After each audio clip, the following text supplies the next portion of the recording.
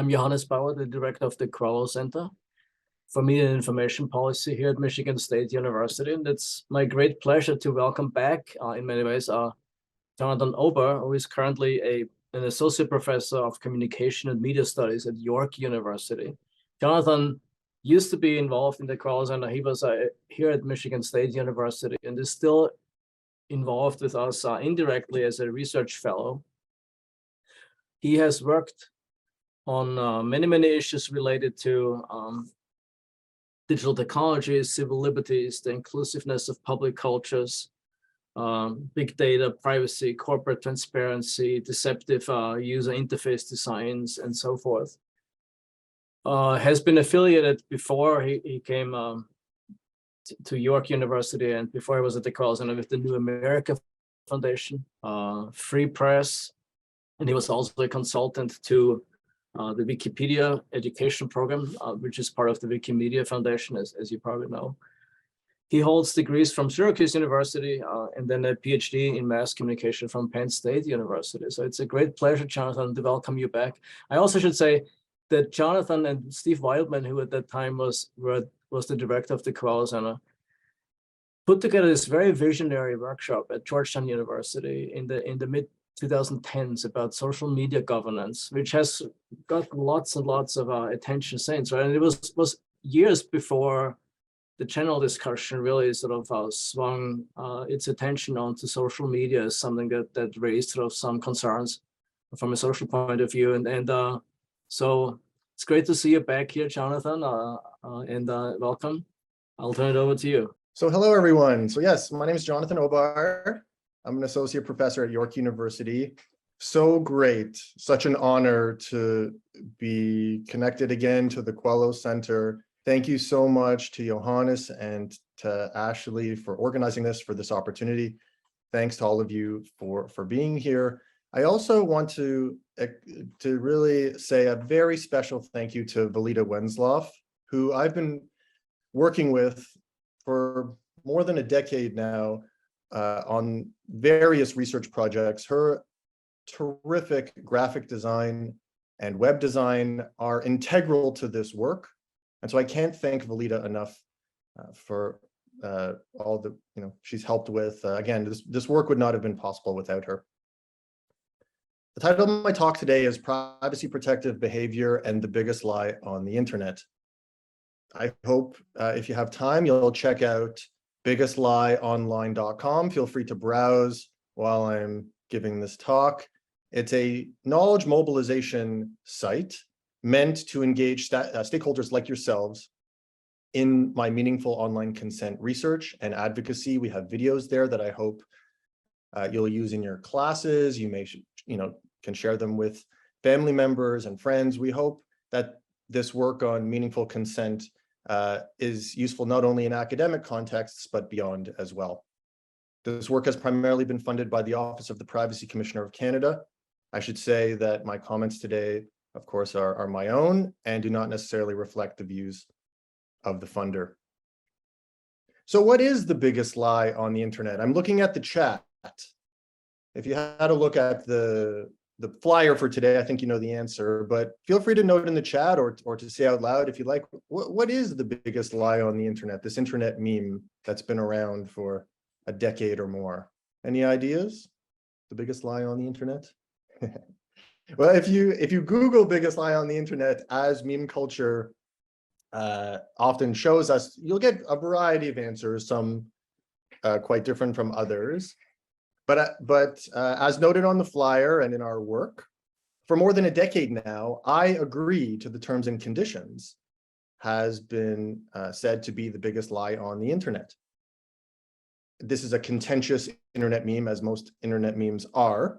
And the work that I'm going to be talking about today aims to unpack this meme and identify and explain how it points to considerable policy failure that hopefully we can talk about in the question and answer period.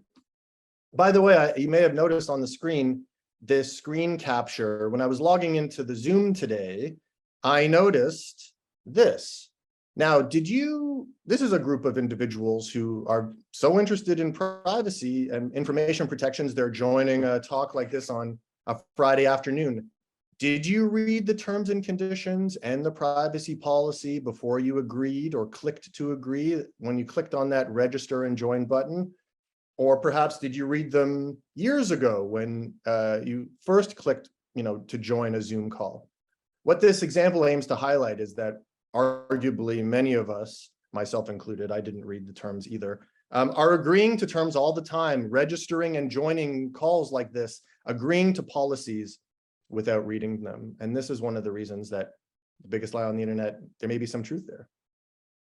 So the plan is, let's start with some definition and context. What is the biggest lie on the internet and why does any of this work matter? And then we'll look at 3 separate studies, an experimental survey that aims to identify a problematic privacy protective behavior, specifically ignoring terms of service and privacy policies before agreeing to them. And then we'll look at some reasons this is happening, some of the social science, as well as some work looking at the length and complexity of these policies. And we'll talk about a content analysis of clickwrap agreement user interface designs that I argue are linked to the deceptive design literature. So let's begin at the beginning with this contentious internet meme. The biggest lie on the internet said to be, I agree to the terms and conditions. If we look at this meme a little bit closer, perhaps the contentious part is the lie component. And I've debated this with legal scholars who say, well, it's not exactly lying. Think about the political economic scenario people are being put in here. At the same time, if we are agreeing to terms of service that we have never accessed, read, or understood, and when we say understand, by the way, I'm also meaning understanding the implications of agreement, not just the words on the page. Are we really agreeing to something that we've never accessed, read, or understood?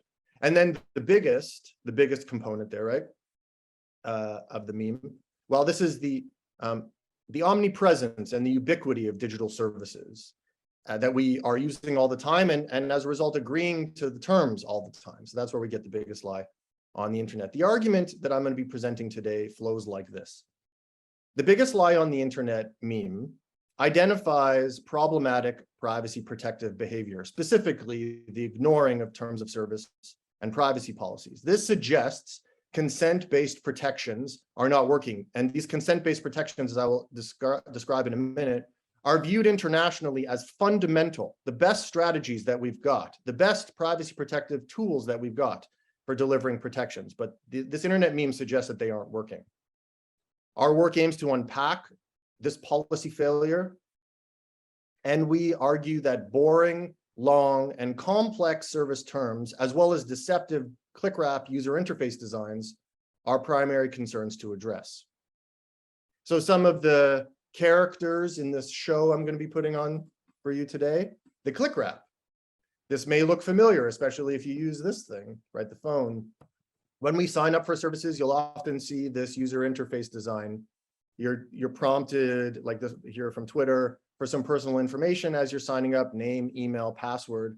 Then you'll see often a very prominent and appealing join button, like this one that's like the full length of the clickwrap that says sign up. It doesn't say agree. It doesn't say accept, right? It says sign up, which is an interesting component of the design. We'll talk about that. And then below that or around it, you'll see something that says, as you know, as you've seen probably many times, right? By clicking this, you're agreeing to these terms. And then there'll often be links to the terms. And if you click on the links, you'll go to a contract, a text, terms of service, privacy policy, cookie policy, user policy, that explains the agreement. So what? Why does any of this matter? Well, about 10 years ago, the Obama administration put out a report about the future of big data and artificial intelligence called Big Data: Seizing Opportunities, Preserving Values. In that report, they stated, big data analytics have the potential to eclipse long-standing civil rights protections in how personal information is used in housing, credit, employment, health, education, and the marketplace.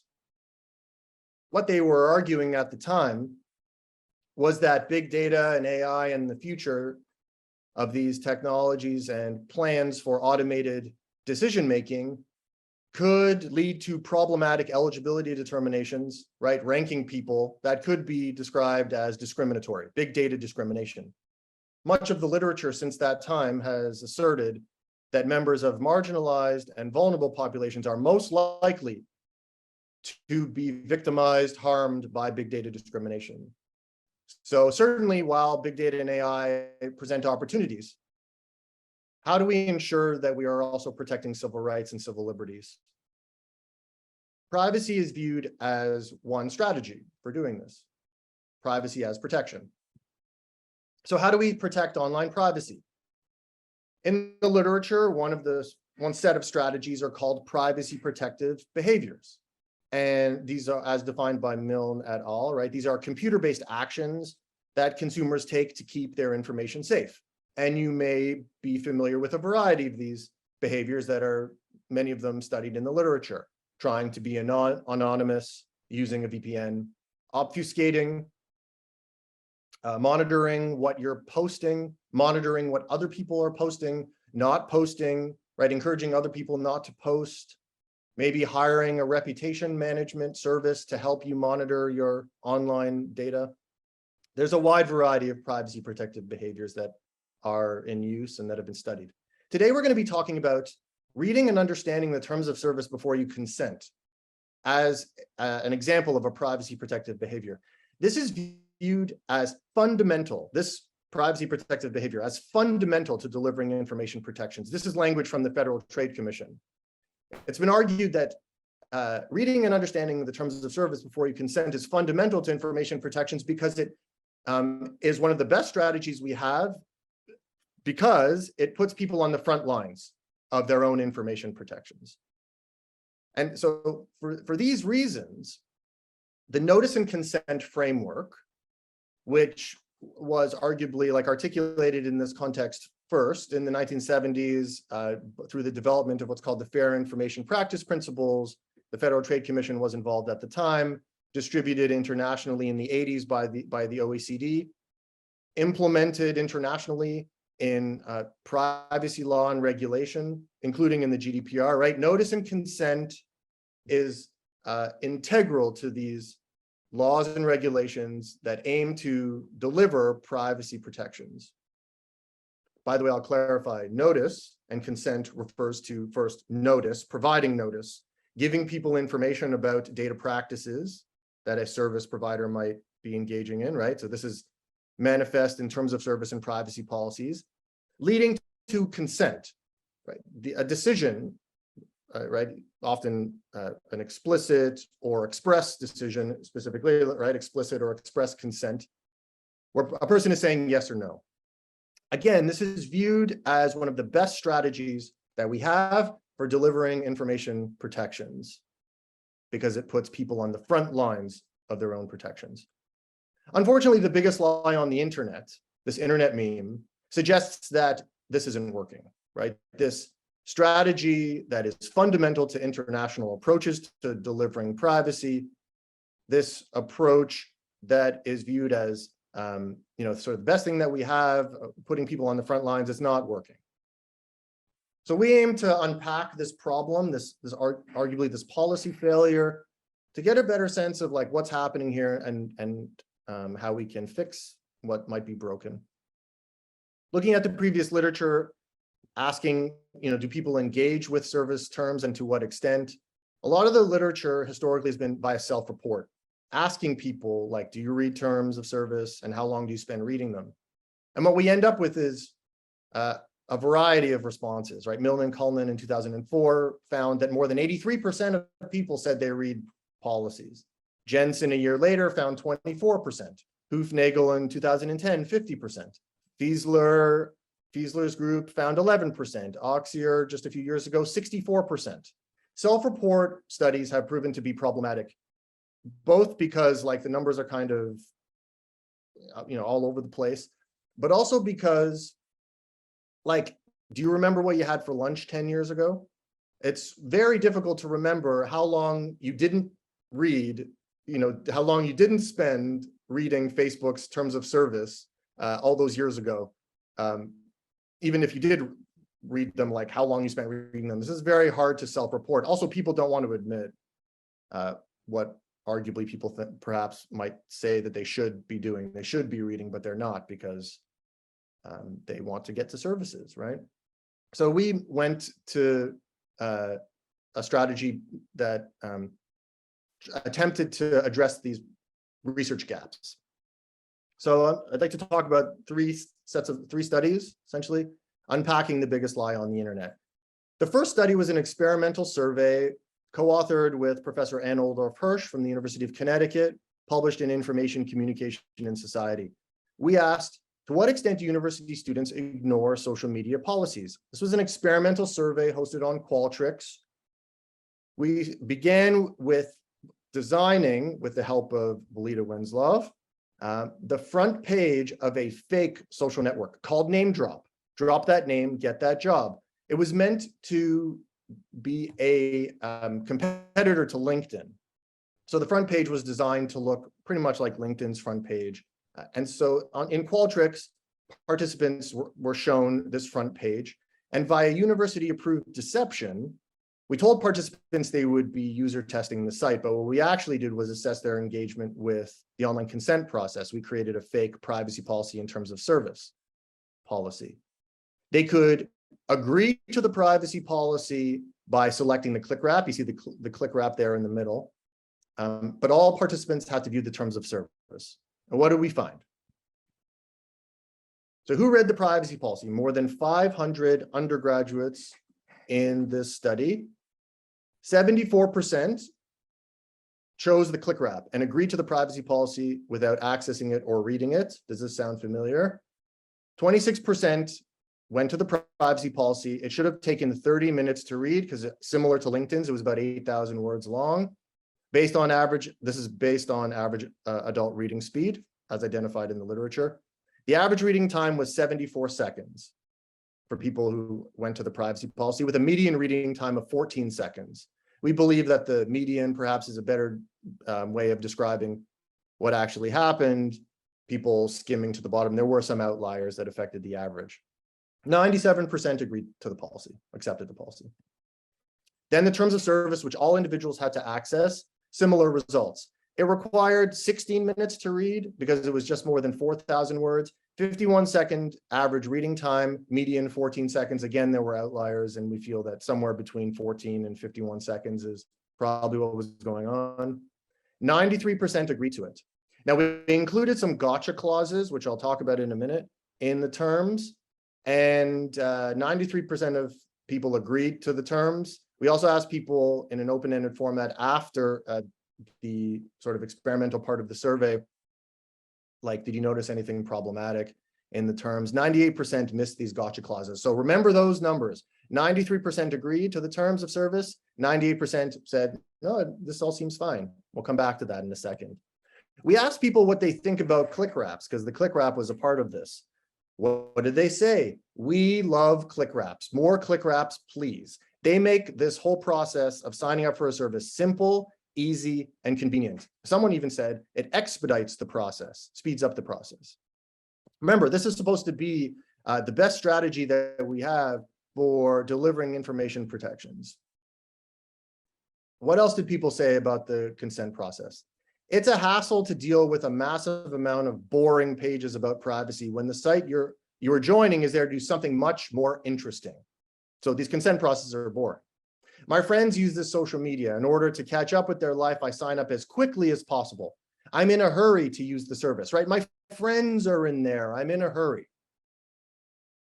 And this also is quite concerning, right? It feels like a cultural norm not to read policies, and I'm too lazy to read them in detail. Here, the political economist in me is reading something like this and saying, oh, something to do with how people are experiencing these online consent processes may be leading to some sort of conditioning or training, right? That is because we're seeing the same thing perhaps across services. That's a problem here, political economic concerns. We'll talk about that more.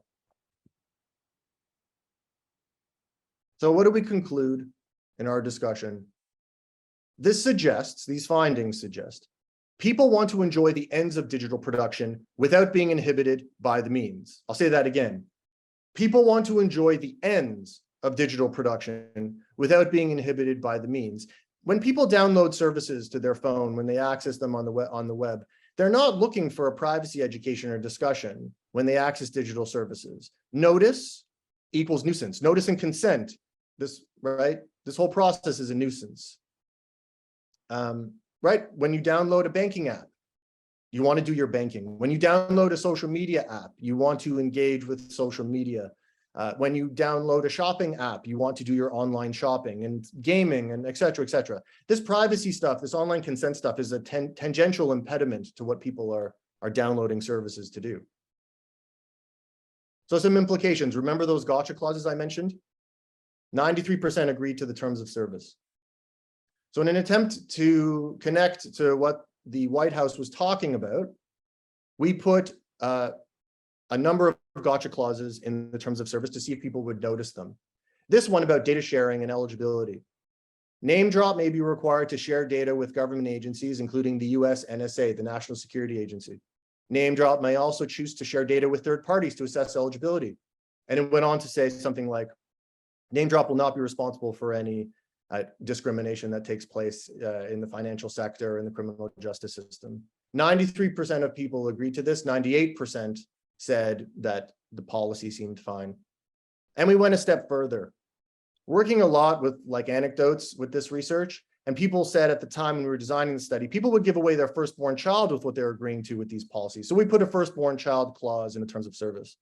By agreeing to these terms of service and in exchange for service, all users of the site agree to immediately assign their firstborn child to name drop, right? This is enforceable until 2050. If you don't have children yet, no exceptions. Again, 93% of people agreed to this.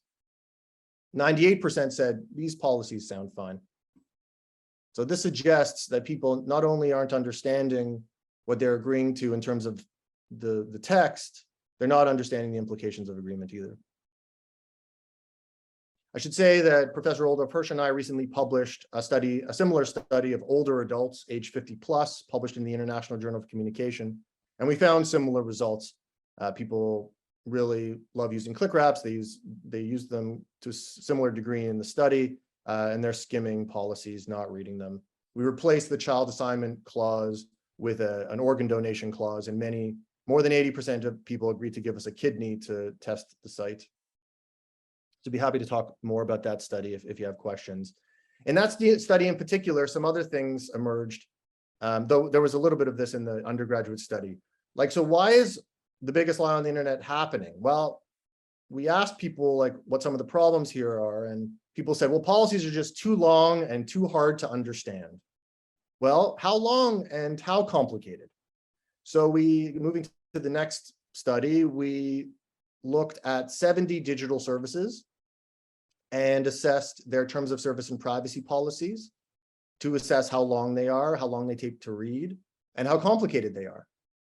I should say that when we looked at the length of the policies, we not only collected when you click on, you go to the website for the service, you go to their privacy policy, let's say, you could copy just the text there. We also copied accompanying text, any explanatory text that accompanied it via a link, or perhaps community guidelines that would help to explain the implications of agreement. Again, because we're trying to get at understanding, not just the words on the page, but the implications of agreement. And how complicated? We use the Flesch-Kincaid grade scale, or metric, excuse me, which is a common tool in the literature for assessing how complicated a nonfiction text is. So what did we find? This is just a few of the services we looked at, popular apps, Airbnb, iTunes, TikTok, WhatsApp, Spotify, Uber, and Netflix. Policies tend to be quite long. You see there first on the left, terms of service words, then in the middle, privacy policy words and total words. So we see in the terms of service, more than half, presenting more than 10,000 words. The privacy policies tend to be shorter, which is an interesting thing to reflect on. But in total, only Netflix was less than 10,000 words. This is a lot to read. So that's one thing that we found. And using average adult reading speeds, based on a different metric than we used in the previous study I talked about, you can actually, I believe the scholar's name is Brisbert, has a formula for analyzing a unique reading speed for each nonfiction text. So you see those reading speeds in the middle there, the total words again on the left, and we have a sort of a unique reading time for each app. So we see with Airbnb, because of the total words, like almost 300 minutes to read Airbnbs, more than an hour to read pretty much all of them except for Netflix. Now, one thing to reflect on here is that, like, we don't just look at Airbnb's term, or we shouldn't just be looking at Airbnb's terms, because if you look at all the apps on your phone, like there's more than one app, right? There are also internet service and transit providers and data brokers that we're engaging with when we're using these services, arguably. So it should be like Airbnb plus iTunes plus TikTok plus WhatsApp plus Spotify, right? There was a famous study from like 15 years ago. Professor Lori Craner argued that it would take 40 minutes a day, every day, to read all the policies that we would need to read, to be aware of all that we're agreeing to. Do you have 40 minutes a day, every single day? Let's look at the complexity. Even if people were spending all that time, how complex are these policies? So again, using the Flesch-Kincaid metric, what this gives us is a grade reading level for each nonfiction text. So if it's a 10, it's a grade 10 reading level required. If it's an 11, it's a grade 11 reading level required. So what we're seeing here is basically, for pretty much everything, you need more than a grade 12 reading level to understand these policies, right? So this means like a college or university level reading level to understand these policy documents. We see with Airbnb, we're getting up to over 16, Spotify, almost 16. The only ones that are like around a high school level, reading level, are Uber and iTunes privacy policies. You see there, Uber is third in the list here, and then iTunes down here, but still they're basically at a grade 12 reading level. So policies are long and complicated. Just some final comments about this work. Reading times and difficulty don't tell the whole story, because as you're going through these policies, if the aim is not just to read them, but to understand them in detail, when we read things, we reread, right? We check things, we Google things, we ask for help. This will lengthen the process. And what about, for older or younger adults, or for children, or for people where English is not their first language? The literature is clear that longer is needed. So certainly these policies are long and complicated. So the last study that we're going to talk about today, before we get to it, it's about the clickwrap, another attempt to unpack why the biggest lie on the internet is happening. I'm going to stop sharing the screen for a second. As part of this project funded by the Office of the Privacy Commissioner of Canada, our team created a video essay that we hope you may consider using in class about clickwraps in our published research in social media and society. So in the chat, I've included a link to the YouTube video. It's called, the video is called The Clickwrap and the Biggest Lie on the Internet. And before we talk a little bit more about the research, I thought perhaps I'd invite everyone. This is what I find the best way to watch YouTube videos over Zoom. Please keep your microphone muted and load the YouTube video. Apologies if there are ads at the front of the video. Please watch about 6 minutes of the video, maybe 6 minutes and 30 seconds. I just posted that in the chat. We'll take a break, and then we'll come back and finish the talk. So thanks for doing that, and we'll see you in a few minutes. All right. So thanks everyone for watching the video. Again, I hope you find this useful, and feel free, of course, to use it in class. Before we get back to the talk, I just want to share the URL for the knowledge mobilization site where the video is posted. Essentially, it's hosted on YouTube, but also available on our website. Again, this site completed with a team that includes, of course, Valita Winsloff was integral to helping get to making this project possible. I think maybe I'll just share the screen and show you the site briefly, and if there's questions we can review later. There's another video here that's a sort of a 1-minute explainer video about the biggest lie on the internet. Some links to our research. The clickwrap video is available here for those that are interested. And then some of the research I've been talking about today, a few of our studies, an attempt to build a knowledge community around the site, a list of related studies, many scholars studying the biggest lie on the internet and other things having to do with choice architecture, for example, and nudging, having to do with online consent processes, the work on the length and complexity of digital services. We looked at more than 70, or we looked at 70, excuse me. And then the section of the site connected to some of the advocacy work that we've been doing here in Canada. Open Media is a media reform organization, and this is a link to one of their action items. You can also, and again, another attempt to create a knowledge community around the site, links to groups at different universities attempting to, and different organizations like Terms of Service Didn't Read, attempting to address the online consent challenge that we're talking about today. There's also frequently asked questions and other resources that hopefully you and your students will find interesting. So thanks again for viewing the video and for your feedback. Again, I hope you find this work useful as we attempt to mobilize knowledge.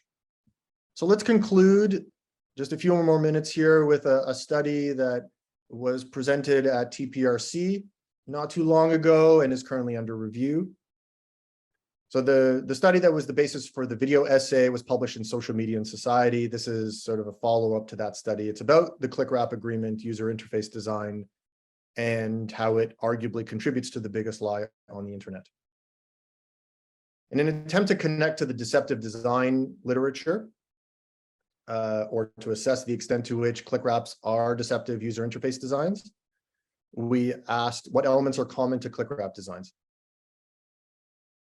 So what we did, this was a quantitative content analysis where we looked at 50 sign-up, desktop, web-based clickwraps.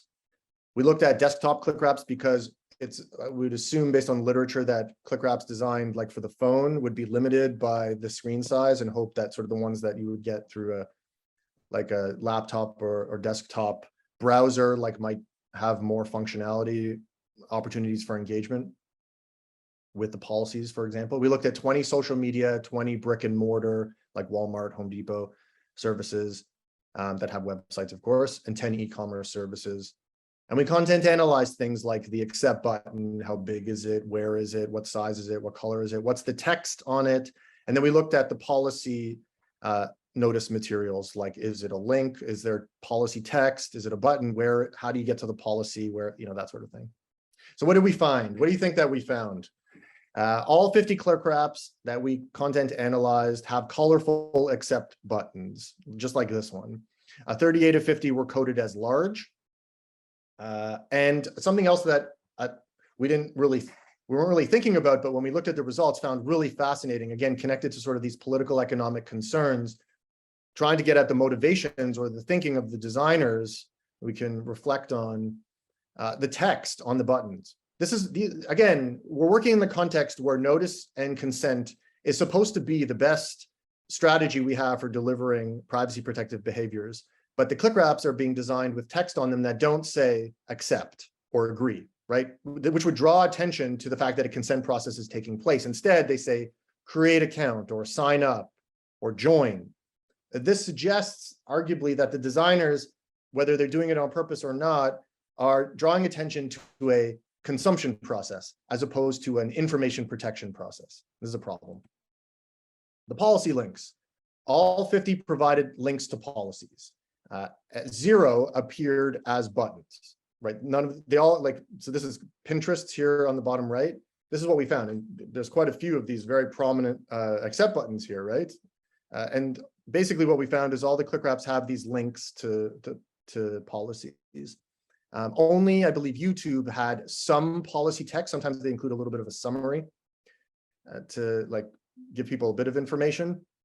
But again, 0 presented policy links as a button. They were all basically policy links. As we noted in the video, right, there's this agenda setting function that can happen when you're reading from top to bottom. We found this wasn't occurring in all instances. 21 of 50 designs had policy links below the accept button, which is a problem, right? So others had the links elsewhere where perhaps it was a bit more noticeable. But 49 of 50, when we looked at the text size, again, there's like a decision here, right? Will the text on the button be larger, the same size as the policy links, or will one be, larger, smaller, whatever? The policy link text in 49 of 50 instances was smaller than the agree button text. So to conclude, what we argue, as we do in the Social Media and Society paper, is that clickwraps seem to be designed to maintain flow, to monetize sections of services, while diverting attention from policies that might encourage dissent, and as a result, from the information protections that are associated with the notice and consent model.